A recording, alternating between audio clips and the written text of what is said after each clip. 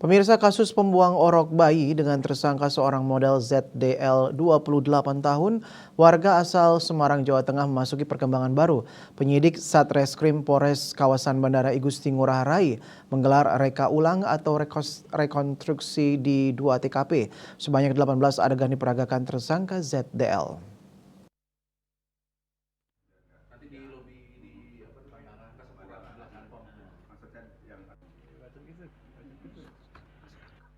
Reka ulang sebanyak 12 adegan diperagakan oleh tersangka dalam hotel yang berada di wilayah Legian Kute dan reka ulang di Bandara Gusti Ngurah Rai sebanyak 6 adegan.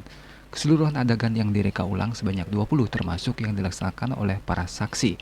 Semua adegan yang diperagakan oleh ZDL dilakukan dengan lancar dan tidak ada bantahan satupun dikemukakan saat penyidik membacakan naskah reka ulang tersebut. Semua dilakukannya sesuai dengan apa yang disampaikan saat pemeriksaan di depan penyidik. Kasat Reskrim Polres kawasan Bandara Ngurah Rai, Ibtu Rionson Ritonga mengatakan reka ulang ini untuk mendapatkan persesuaian keterangan para saksi dengan tersangka serta fakta-fakta di TKP.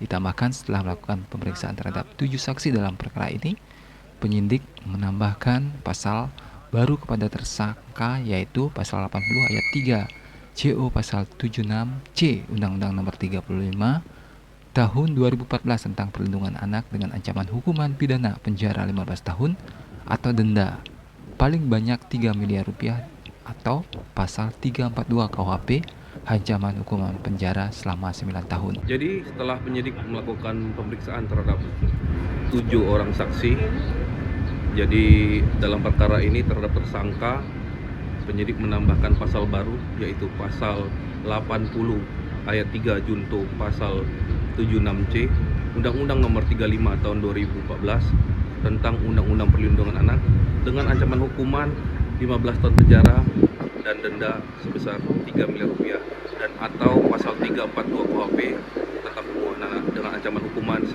tahun penjara. Raiswantara, Bali TV.